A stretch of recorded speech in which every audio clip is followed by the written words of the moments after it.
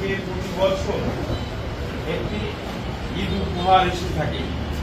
এই প্রতি বছর আমরা এই পরিবারগুলোর কাছে চেয়ারম্যানের পক্ষ থেকে পালনে আমরা হয়তো বাড়িতে বাড়িতে যে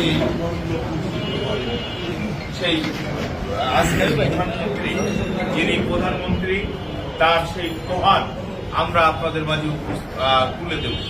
এখানে উপস্থিত আছেন খুলনা জেলা বিএনপির আহ্বায়ক যারা মনিরুজ্জামান মন্টু, যুগ্ম আহ্বায়ক জুলফিকার আলী জুলু, যুগ্ম আহ্বায়ক মোল্লা খায়রুল ইসলাম, যুগ্ম আহ্বায়ক শামীম কবির, যুগ্ম আহ্বায়ক কামরুল ইসলাম, টুকু সজল, আমাদের নান্নু, আমাদের আনিস ভাই,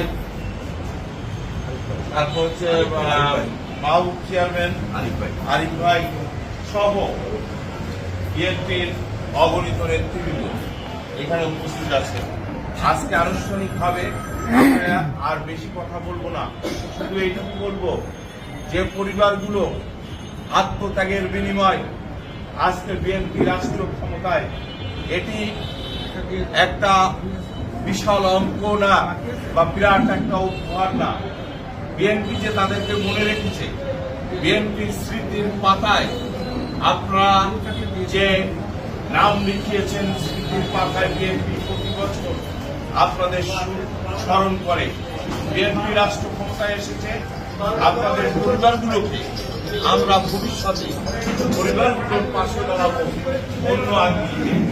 আমরা এই পরিবারগুলোকে আমাদের দলের পক্ষ থেকে আমরা যাতে এই বক পরিষ্কার এই পরিবারগুলোকে যে পরিবারের যে কায়দায় সহযোগিতা করা যায়, আমাদের মাননীয় প্রধানমন্ত্রী এই পরিবারের জন্য ভবিষ্যতে কিছু একটা করবে, আমরা সেটা আশা করছি। এবং আমরাও প্রধানমন্ত্রীকে বলবো যে তার পক্ষ থেকে অন্তত এই পরিবারগুলোকে কিছু অনুদান ব্যবস্থা করা যায়। আর আপনারা জানেন আমি জেলা পরিষদের প্রশাসক হিসেবে ইতিমধ্যে নিয়োগ পেয়েছি। আমার জেলা পরিষদে এই ধরনের অপশন আছে যে এইসব পরিবারকে হেল্প করার। আমি এই তালিকার ধরেই এই পরিবারগুলোর পাশে আমি জেলা পরিষদের পক্ষ থেকে আপনারা সবাই ভালো থাকবেন, সুস্থ থাকবেন, সুন্দরভাবে করবেন।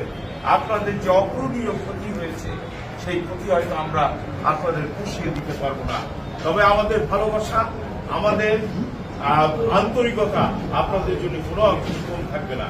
এবারে আপনাদের সামনে সংক্ষিপ্ত আকারে শুভেচ্ছা বক্তব্য রাখছেন আমাদের আজকে সম্মানিত